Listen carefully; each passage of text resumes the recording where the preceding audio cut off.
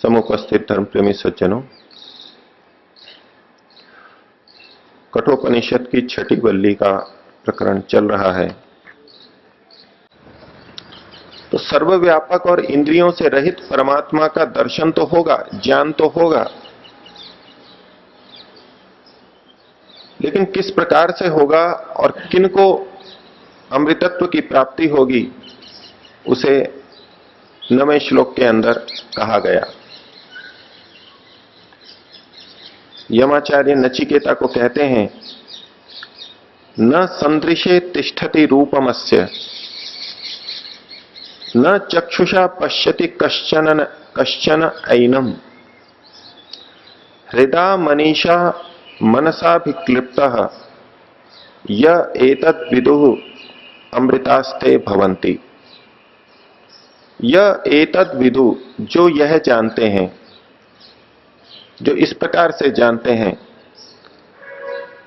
ते अमृता भवन्ति, वे अमृत हो जाते हैं, अमर हो जाते हैं, अमृतत्व को, मुक्ति को पा लेते हैं, परमात्मा को पा लेते हैं। क्या जान लेते हैं? इसको पहली पंक्ति में कहा कि वो परमात्मा न संदृशे तिष्ठति रूपम अस्य, अस्य इस परमात्मा का रूपम, स्वरूप, संदृशे न तिष्ठति, देखने योग्य नहीं है। संदृशे का मतलब होता है द्रष्टुम। ये शब्द प्राचीन साहित्य में इसी रूप में प्रयोग होता है और इसकी व्याख्या के लिए महर्षि पाणिनि ने एक सूत्र बनाया, दृश्य विख्ये च। तुमुन एक प्रत्यय होता है, उसके अर्थ में यहां पर निपातन करके दृश्य शब्द बनाया और उसी के आगे सम, दृश्य, सम और प्रयोग किया गया। तो परमात्मा का स्वरूप देखने के लिए न तिष्ठति, ठहरता नहीं है, सामने रहता नहीं है। परमात्मा का जो भी रूप है, जो भी स्वरूप है, वो हमारे सामने नहीं रहता। सहजता से जो चीज हमको सामने उपलब्ध हो जाती है, उस तरह का नहीं रहता। पिछले श्लोक में कहा गया था कि वो सर्वव्यापक है। तो सर्वव्यापक है तो हमारे सामने भी है और हमको सहजता से उपलब्ध हो जाएगा, ये भावना हमारे मन में आ सकती है। तो कहा कि परमात्मा का स्वरूप संदृशे न तिष्ठति, हमारे सामने देखने के लिए नहीं रहता है, उसके लिए विशेष प्रयत्न करना पड़ता है। और परमात्मा का रूप आंखों से नहीं देखा जा सकता, उसको आगे कहते हैं न चक्षुषा पश्यति कश्चन ऐनम।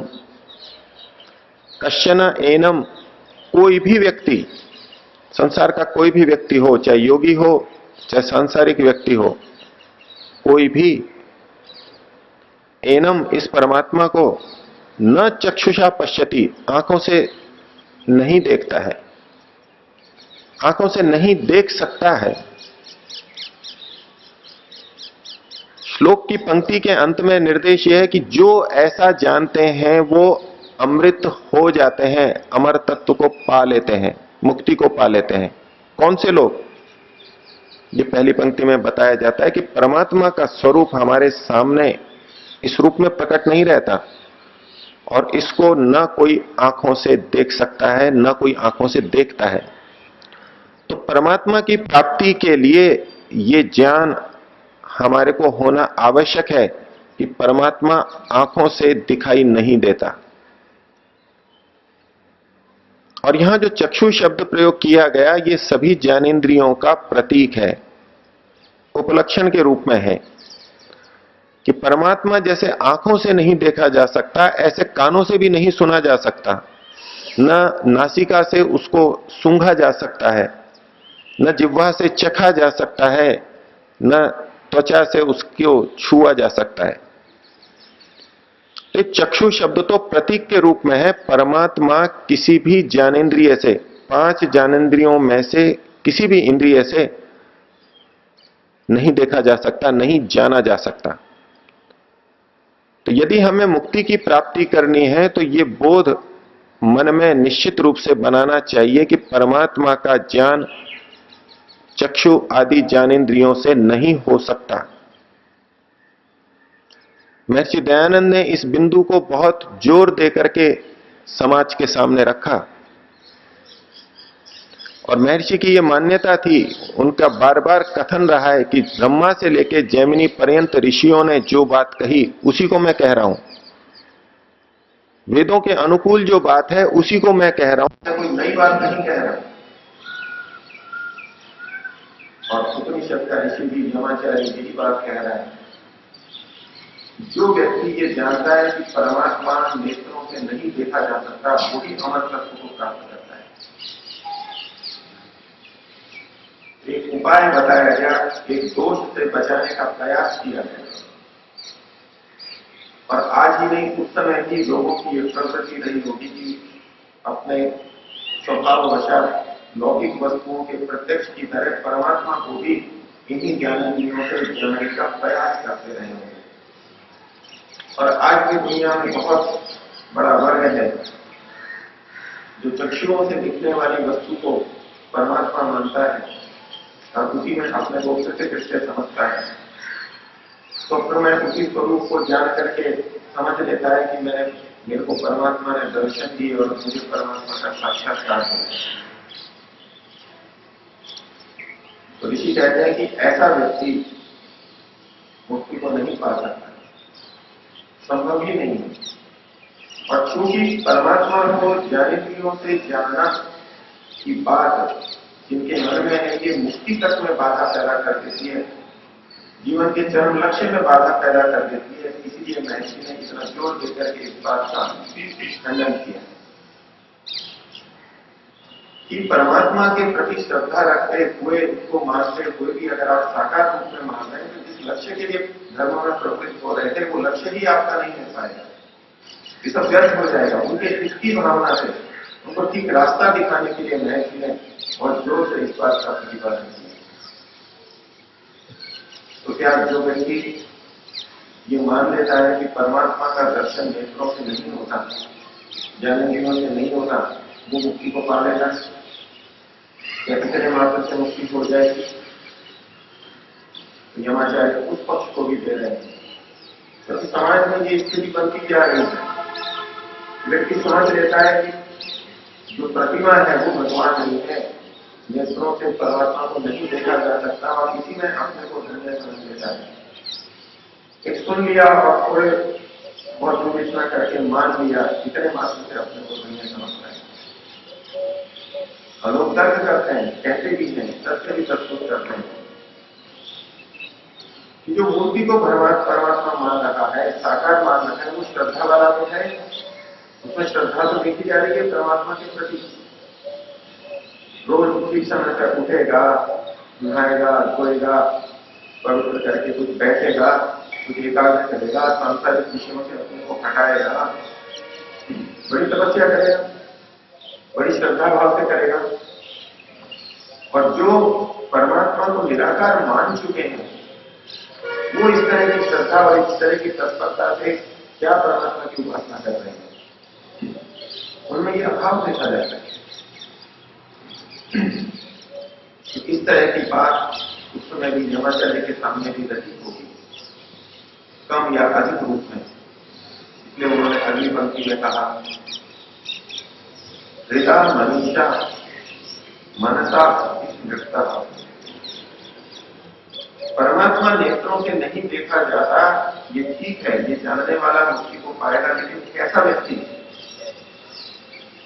जो हृदय अभिस्मृता, जो हृदय के द्वारा समाप्त हो गया है। अभिस्मृता यानी चारों ओर से अच्छी तरह से जो समर्थ हो गया है, किससे? हृदय के द्वारा, हृदय की भक्ति के द्वारा जिसने अपने को समर्थ भी बना लिया है, भक्ति से युक्त बना लिया है, परमात्मा के प्रति श्रद्धांजलि जो हो चुका है, ये सामर्थ्य जिसकी आ गई है, वो व्यक्ति अमृतत्व को पाएगा। तो पहला कहा हृदय, दूसरा कहा मनीषा, मनीषा का तात्पर्य यहाँ लेंगे मनीषया, मनीषा के द्वारा। मनीषया अभिप्रेत, जो मनीषा के द्वारा समर्थ हो चुका है। मनीषा क्या है? मनीषा का मतलब है प्रज्ञा। मनतः ईशा मनीषा। मैत्रेयानंद ने वेद भाष्य में अनेक मनीषा शब्द का प्रयोग प्रज्ञा के रूप में किया। ये बुद्धि का प्रतीक है।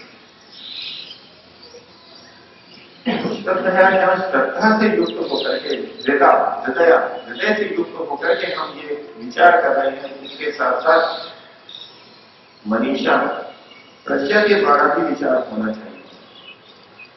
केवल हृदय से, केवल भावना से हम परमात्मा को जाने, इतना मात्र यमाचार्य को स्वीकार्य नहीं है। और इतने मात्र से, केवल श्रद्धा रखने से वो ईश्वर को पा भी नहीं सकता। इसलिए कहा मनीषा, मनीषया, बुद्धि के द्वारा, प्रज्ञा के द्वारा भी वो समर्थ होना चाहिए। और बुद्धि के द्वारा क्या समर्थता आती है? बुद्धि हमें निश्चय कराती है।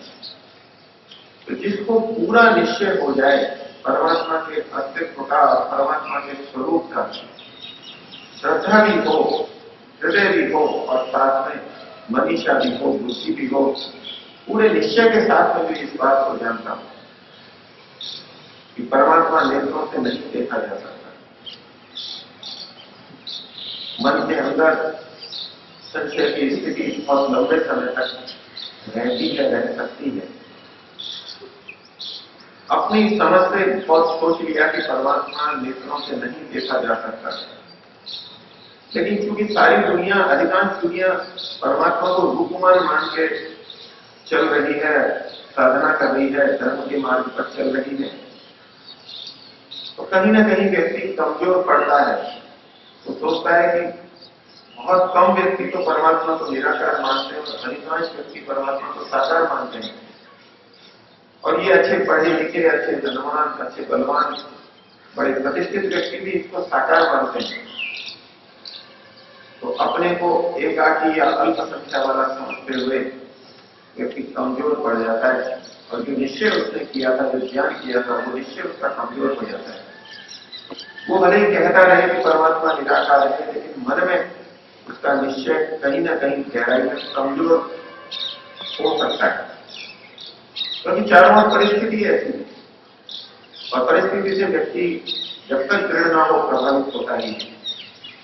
यमाचार्य कह रहे हैं कि श्रद्धापूर्वक परमात्मा को आप स्वीकार करेंगे, श्रद्धा से, हृदय से आप समर्थ होंगे। उसके साथ साथ मनीषा अभिप्रेत, बुद्धि प्रज्ञा के द्वारा ही आपको अपने को समर्थ बनाना होगा। आपका निश्चय पूरा समर्थवान होना चाहिए। और ये बुद्धि के द्वारा निश्चय कैसा हो, उसके लिए फिर शब्द कहा मनसा। मनन पूर्वक ये निश्चय होना चाहिए। किसी के कहने से भी हमारा निश्चय हो सकता है। परमात्मा निराकार है, किसी के प्रति हम श्रद्धा रखते हैं, शास्त्र के वचन से हम श्रद्धा रखते हैं, उसको स्वीकार करते हैं और इतने मात्र से हमने निश्चय कर लिया। निश्चय तो हो गया, हम अपने आप में निश्चित हैं कि परमात्मा निराकार है, लेकिन हमने पक्ष प्रतिपक्ष की विचारणा करके, ऊहापोह करके, मनन करके निश्चय नहीं किया, तो भी परमात्मा को, अमृतत्व को हम नहीं पा सकते। इसलिए एक शब्द और जोड़ा, मनस। मनन के द्वारा जब हम अपने को समर्थ बनाएंगे, अच्छी प्रकार से मनन करके करके करके जब हम निश्चय पे पहुंचेंगे,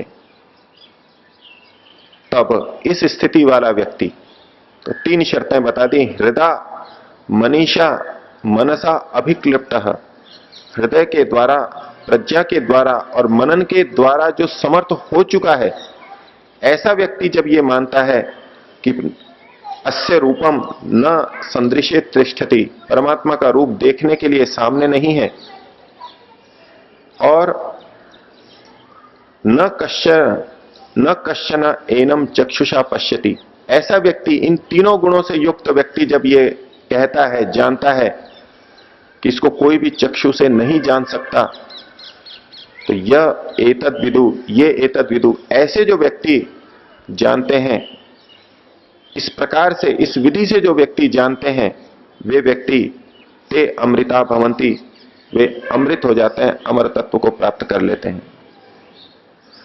छोटी छोटी बातें समाज की परिस्थिति को देख करके हमें व्यर्थ लगने लगती हैं।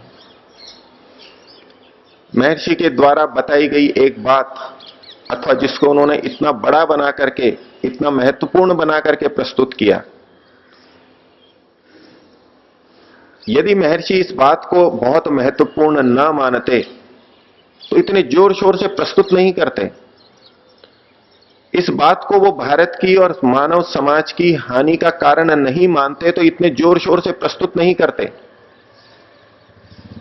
उन्हें इस बात का पक्का ज्ञान था, इन तीनों रूपों में, श्रद्धा पूर्वक भी, पूरे निश्चय के साथ भी और मनन पूर्वक भी, तीनों तरह से जिस प्रकार से यमाचार्य कह रहे हैं उनको पूरा निश्चय था।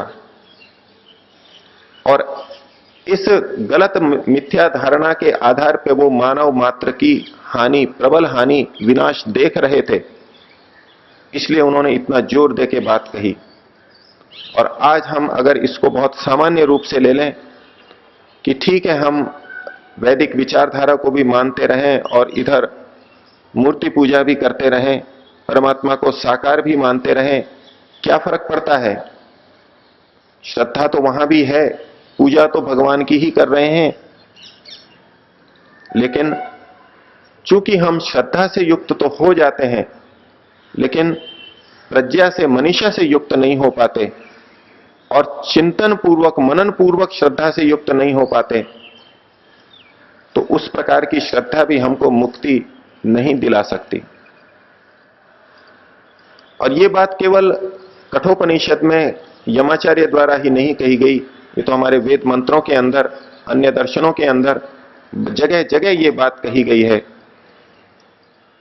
तो यदि हमें ईश्वर को पाना है, अमृतत्व को पाना है और दूसरों को भी अमृतत्व की प्राप्ति के लिए कुछ प्रयास करवाना है, उनको सहायता करनी है, तो ये प्रतिपादन हमें अवश्य करना ही होगा कि हम परमात्मा के सत्य स्वरूप को जानें।